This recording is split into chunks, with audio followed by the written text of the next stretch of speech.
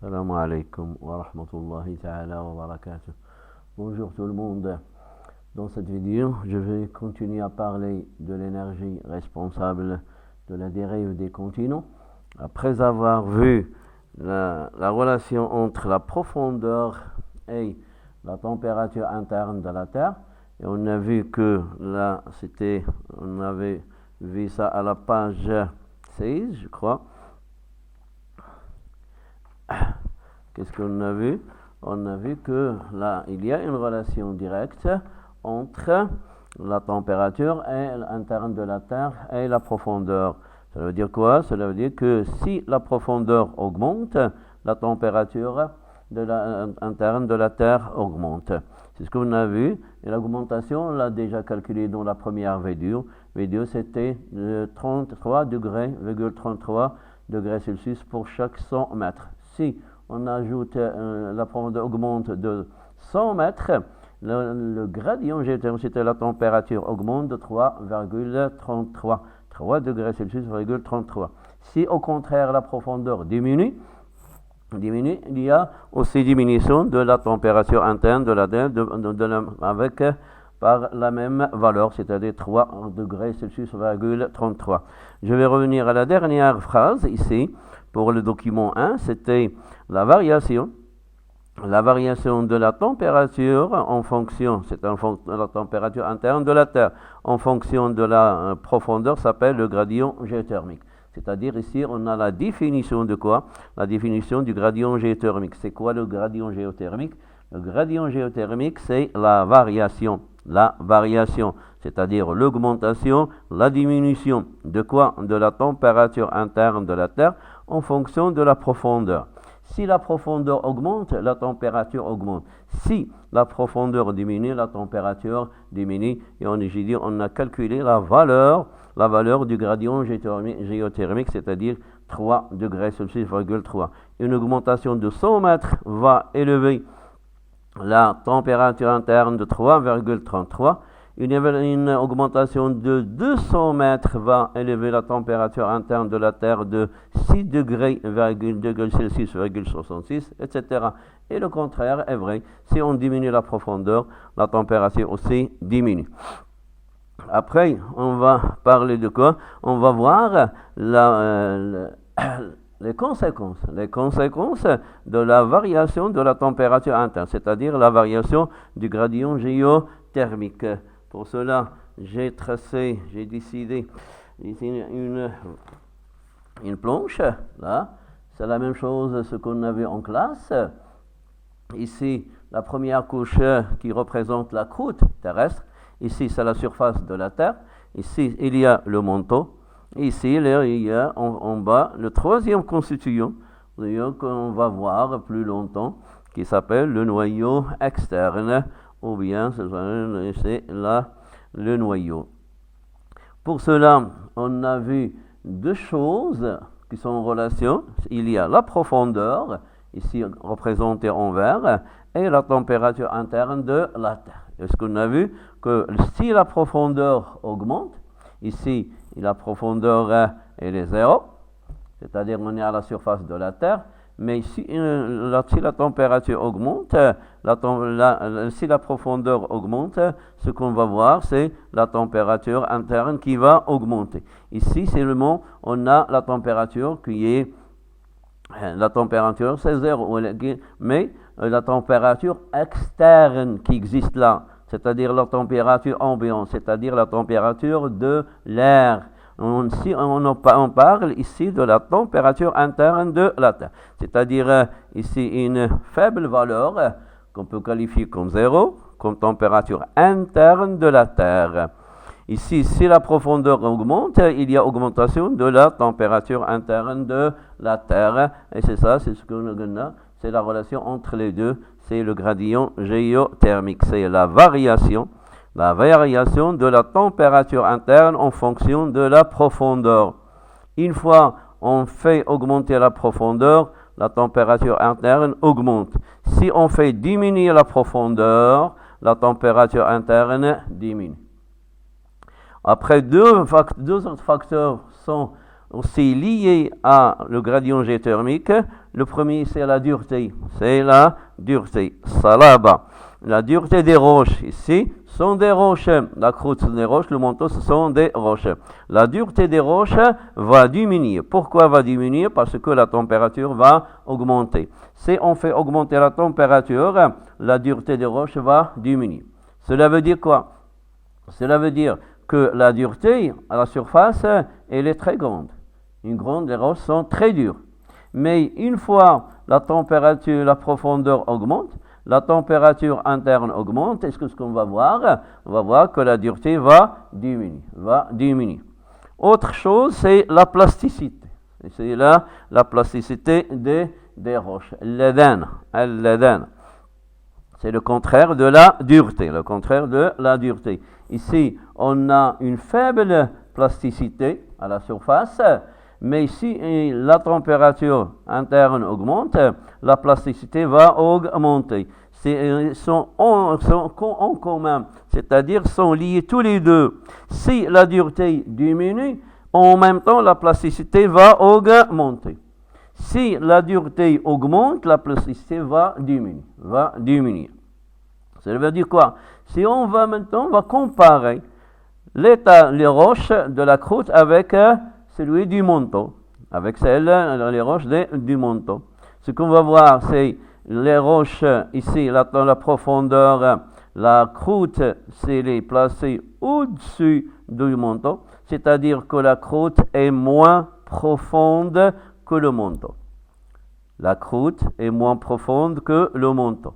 Au contraire, le manteau est plus profond que la croûte. Les conséquences.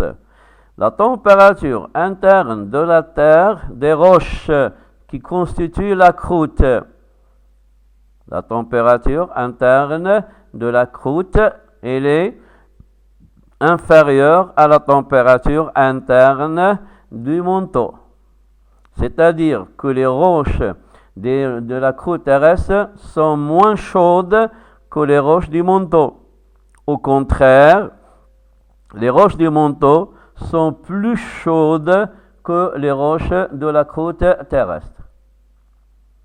Pour la dureté, les roches, la croûte terrestre, la croûte est plus dure que le manteau. Le contraire, le manteau est moins dur que la croûte. Tout ceci est lié à la profondeur et à la température interne de la terre. Pour la plasticité, la croûte est moins plastique que les roches du manteau. Le manteau est plus plastique que la croûte. Maintenant, on a vu tous les facteurs, un par un. On va les voir tous ensemble. Pour la croûte en comparaison avec le manteau. نقارن قشر الأرضية مع الرداء. La croûte, elle est moins profonde. Elle est moins chaude. Elle est plus dure. Elle est moins plastique que le manteau. Je répète, la croûte, ou bien les roches de la croûte, ils sont moins profondes, moins chaudes, plus dures, moins plastiques. Au contraire, les roches du manteau, le manteau, elle est plus profond. Elle est plus profond que la croûte. Elle est plus chaud que la croûte. Elle est moins dure que la croûte. Elle est plus plastique que la croûte.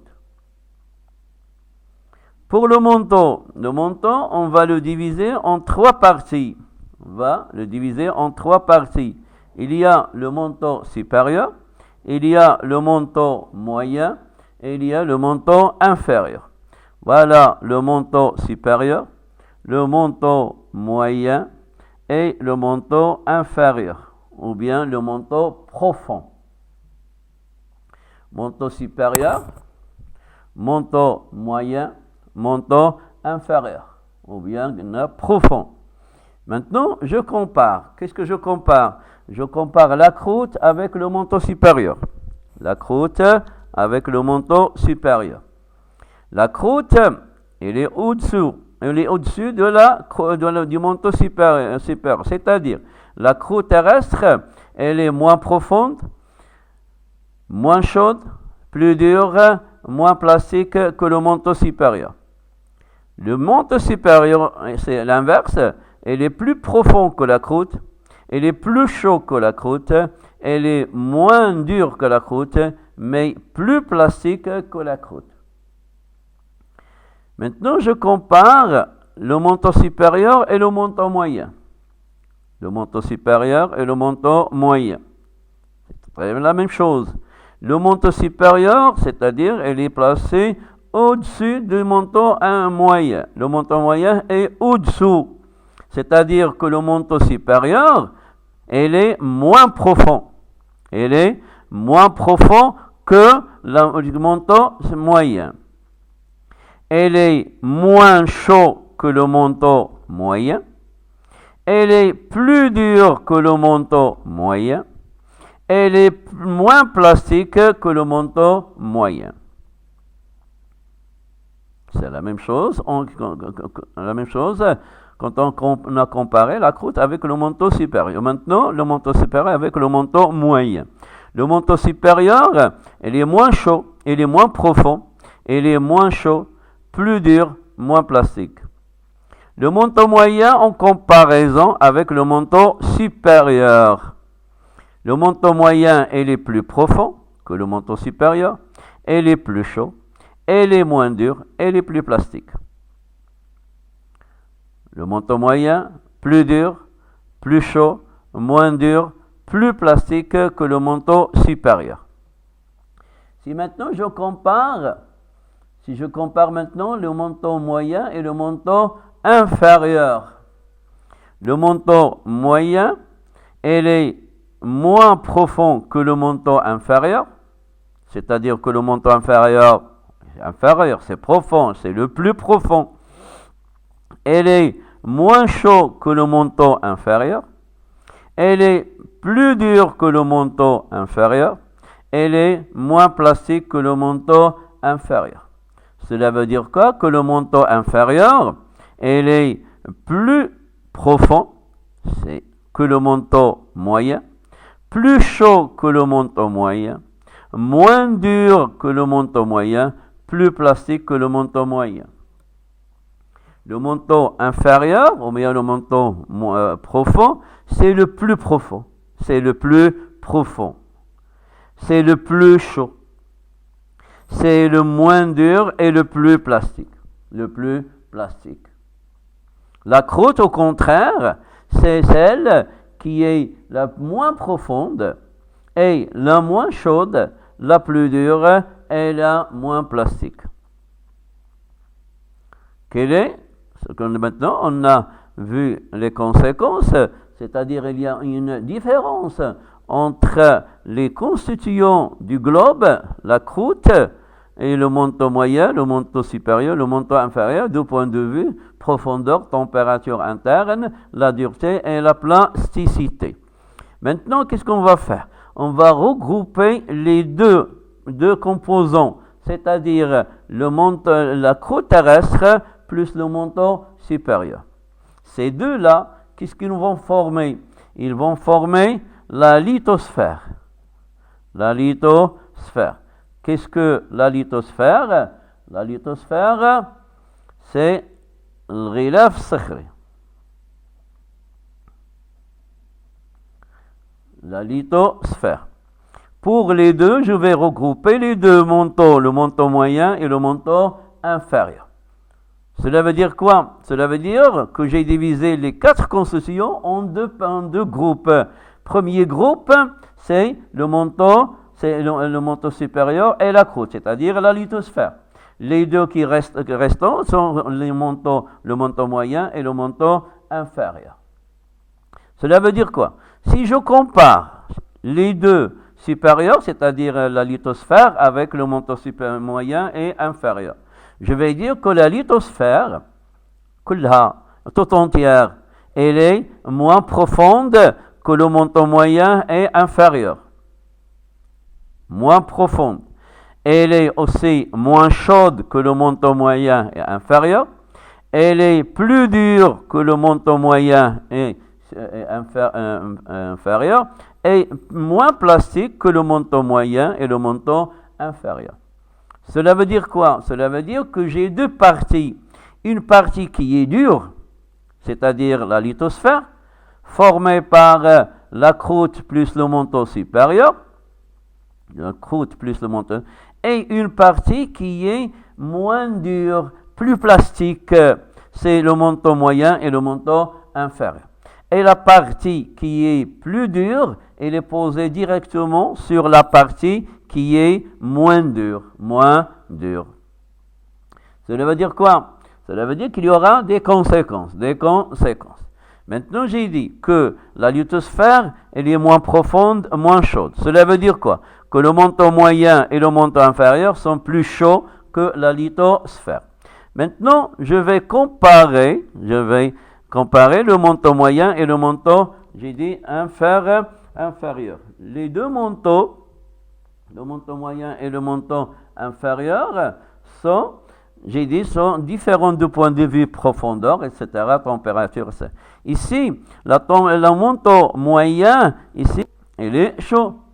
Ici, c'est la limite supérieure de quoi? La limite supérieure du manteau moyen. C'est la limite inférieure. Limite inférieure, c'est la limite inférieure de quoi? Du manteau inférieur. Là, c'est la plus grande profondeur, c'est la plus grande température, c'est la plus grande plasticité et c'est une très très faible dureté. Ici, c'est très très chaud. Il y a une différence de température entre la base, c'est-à-dire la limite inférieure du manteau inférieur, et la limite supérieure du manteau moyen. Pourquoi? Parce qu'il y a une différence de profondeur. Le manteau, ici, c'est moins profond que ce point-là. Cela veut dire que ce point-là sera moins chaud que ce point-là. Il sera ici plus dur que ce point-là, et ici moins plastique. Il sera plus plastique. Et qu'est-ce qu'on va voir? On va voir un mouvement. On va voir un mouvement des roches entre le manteau moyen et le manteau inférieur. Comment va se faire cela? C'est la même chose si on parle de quoi? De l'ébullition dans une marmite, ce qu'on a vu en classe. Il y a une marmite, voilà. Il contient un liquide, des constituants pour un repas donné. On a ici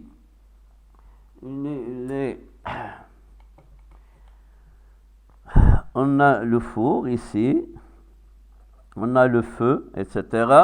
Et on va déplacer ce marmite de façon à avoir une ébullition de l'eau qui existe dans cette marmite. L'eau, qu'est-ce qu'il va faire? On va chauffer. Cela veut dire quoi? Que la température augmente ici. Ce sera ici une très grande température. Au contraire, à la surface, il est chaud, mais il est moins chaud que la base. Il est moins chaud que la base de cette marmite. Cela veut dire qu'il y a une différence de température entre le haut et le bas de cette marmite. Cela veut dire quoi? On va voir une ébullition. L'ébullition, on va se consacrer sur le mouvement de l'eau et le mouvement des constituants de ce repas. Qu'est-ce qu'on va voir? On va voir que les constituants apparaissent à gauche ou bien à droite selon l'emplacement du feu, et apparaissent puis ils disparaissent. Cela veut dire quoi? Ils apparaissent, c'est-à-dire ils montent. Ils montent à partir de la profondeur. C'est là on va mettre les constituants. Ils vont monter. Qui va les faire monter? C'est l'eau. L'eau plus les constituants. Et on va voir en haut, apparition de ces constituants. Après, ces constituants, j'ai dit qu'ils vont disparaître, c'est-à-dire ils vont descendre en bas avec le mouvement de l'eau, Et c'est ainsi qu'on va voir quoi? Un mouvement, un circuit entre le haut et le bas. Causé par quoi? Il est causé par, provoqué par la différence de température entre le haut et le bas. Ici, il y a l'air, c'est-à-dire cette eau qui va atteindre la surface va se refroidir un peu. J'ai dit, ça va se refroidir un peu. Mais l'autre qui se trouve en bas, il est toujours surchauffé. Il est toujours avec une très grande température. Cette différence de température entre le haut et le bas va créer ce mouvement. Le mouvement de quoi? Le mouvement de l'eau. Et l'eau va emporter avec lui les constituants de ce repas. Et ce qu'on va voir, que ces constituants, j'ai dit, apparaissent et disparaissent. Ici, on va voir. Et aussi, on peut contrôler la vitesse de l'eau, c'est-à-dire l'ébullition. Si on fait augmenter ici le feu, on va voir une grande vitesse. Si on diminue le feu, la vitesse va diminuer. C'est exactement ce que va se former dans le manteau moyen et le manteau moyen et le manteau inférieur. Ici, on a une très grande température. Ici, une très petite température en comparaison. Qu'est-ce qu'on va voir? Les roches qui sont en bas, qui sont surchauffées, qui possèdent maintenant une très grande température, commencent à se déplacer vers le haut. Exactement comme l'eau dans ce marmite. Ils vont se déplacer vers le haut, avec un mouvement qui est très lent, c'est-à-dire une faible vitesse. Une fois ils ont atteint la limite supérieure du manteau moyen, ils vont se refroidir. Une fois ils sont refroidis, qu'est-ce qu'ils vont faire? Ils vont redescendre. Ils vont descendre vers le bas, très lentement. Est-ce qu'on va voir? Le même circuit. Le contraire, ici, on a des roches. Ici, on a de l'eau. Mais c'est la même chose. Ici, un circuit de l'eau provoqué par la différence de température. Ici, on a un circuit des roches provoqué par le même facteur, c'est-à-dire la différence de température entre la base et le haut du manteau moyen. Et c'est ainsi qu'on va voir plusieurs cellules. Tous les roches du manteau moyen supérieur commencent à tourner. Ils tournent. Comment ils vont tourner? Ils vont tourner dans un sens. Pourquoi?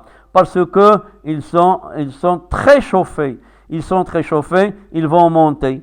Une fois ils vont monter sur le haut du manteau moyen, ils se refroidissent et après ils vont descendre vers le bas. C'est la même chose entre le manteau moyen et le manteau supérieur. Par exemple, je vais faire ici un autre mouvement de roche. Les roches, j'ai dit, ils vont monter avec une faible vitesse. Une fois ils sont refroidis, ils vont aussi descendre vers le bas. C'est la même chose. L'air chauffé, il monte vers le haut. Si il se refroidit, il va redescendre vers le bas. Et c'est un circuit entre l'air surchauffé et l'air qui est refroidi. C'est la même chose pour la pluie. La pluie, c'est la vapeur de l'eau qui est formée, c'est-à-dire l'eau qui est surchauffée. Il va donner de la vapeur va monter, elle va se refroidir et ensuite il va tomber, on va revenir à la terre sous forme d'eau. C'est la même chose. Ici, ce qu'on a vu entre le manteau moyen et le manteau inférieur, ce sont les courants. Ce sont les courants de convection. Le courant de convection. Les courants, ce sont des cellules. C'est-à-dire, il faut imaginer que toute la Terre, entre le manteau moyen supérieur, il y a ce mouvement des roches. Ici, je répète, ce sont des roches qui se déplacent. Et ce déplacement, il est constant avec une vitesse faible.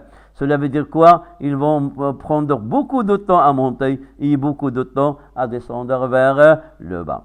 Ces mouvements-là, ces courants de convection sont créés par quoi? Ils sont créés par la différence de température interne de la Terre entre le manteau moyen et le manteau inférieur et le manteau moyen. Ces courants de convection, qu'est-ce qu'on va faire? Ce sont des roches qui tournent dans un sens. S'ils tournent dans un sens, cela veut dire qu'ils vont pousser. Qu'ils vont pousser quoi? La lithosphère. J'ai dit qu'il est plus dur, plus rigide. Ce mouvement-là, regardez bien, ce mouvement-là, il va pousser la lithosphère dans ce sens. C'est-à-dire la lithosphère, c'est-à-dire la croûte plus le manteau supérieur. Si cette cellule s'est formée ici, il va pousser la lithosphère dans l'autre sens. C'est-à-dire, au centre ici, on va voir une convergence entre les roches. Cela veut dire quoi? Cela veut dire s'il y a une plaque lithosphérique ici, s'il y a une plaque lithosphérique, par exemple, cette plaque, il y a une plaque lithosphérique. Par exemple, ici, s'il y a une plaque lithosphérique, ici, une autre plaque lithosphérique. Qu'est-ce qu'on va voir au centre? Que les deux plaques se rapprochent. Au contraire, je vais refaire ce dessin pour qu'il soit plus clair. Voilà, je représente la première plaque. D'abord, il est formé par les deux constituants, la croûte plus la croûte terrestre plus le manteau supérieur. Ici, en bas, il y a les courants de convection. Si on a un courant de convection qui va tourner dans ce sens, cela veut dire quoi? Cela veut dire qu'il va pousser cette plaque lithosphérique dans ce sens. S'il y a une autre plaque lithosphérique à côté, et on a des cellules qui vont pousser cette plaque dans l'autre sens. Qu'est-ce que ça veut dire ça? Que cette plaque lithosphérique 2, la plaque lithosphérique 1, la plaque lithosphérique 2, il va se rapprocher de la plaque, les deux plaques vont se rapprocher. Et au centre, on va voir ici une danse, c'est-à-dire un rapprochement entre les deux plaques. Si au contraire, on a une autre plaque lithosphérique ici, et on a une cellule du courant de convection qui tourne dans l'autre sens. Cela veut dire que cette cellule va pousser la plaque lithosphérique 2 vers la gauche, alors que l'autre cellule de courant de convection va pousser la plaque lithosphérique 3 vers la droite. Il se concentre, on va voir un éloignement. Ici, on a un rapprochement, on a une divergence, un éloignement des deux plaques lithosphériques. C'est-à-dire que ces mouvements, ces courants de convection, c'est l'énergie. C'est l'énergie qui va faire déplacer les plaques lithosphériques. Quelle est cette énergie? Elle est provoquée par quoi? Par la différence de température interne de la Terre entre le manteau supérieur, le manteau moyen et le manteau inférieur. Cette différence de température interne de la Terre vont créer des courants de convection. Et les courants de convection, c'est l'énergie. C'est l'énergie qui va provoquer le déplacement des plaques lithosphériques. On sait que chaque plaque lithosphérique, par exemple, il y a un continent, par exemple, le continent africain, il y a un continent, par exemple, si on suppose ce sont des plaques, continentales. S'il y a un rapprochement entre les deux plaques, qu'est-ce qu'on va voir? On va voir qu'il y a un rapprochement entre les deux continents. Et ça, c'est la dérive des continents. Ici, il y a un rapprochement. Ici, on va voir l'éloignement entre les deux continents. L'éloignement entre les deux continents. Et c'est ainsi qu'on va voir, ici, c'est la dérive des continents. La dérive des continents consiste en deux choses. Soit le rapprochement, soit l'éloignement. Ce qu'on voit à la surface, c'est l'éloignement de la croûte, des continents. Mais en fait, ce sont les plaques lithosphériques qui se déplacent. Les plaques lithosphériques, s'il y a un rapprochement entre les deux continents, c'est-à-dire il y a un rapprochement entre deux plaques lithosphériques. S'il y a un éloignement entre deux continents, il y a en vrai un éloignement entre les deux continents. Entre les deux continents. Et c'est ainsi que ce vidéo prend fin. J'espère que ce sera bien clair. Et à la prochaine.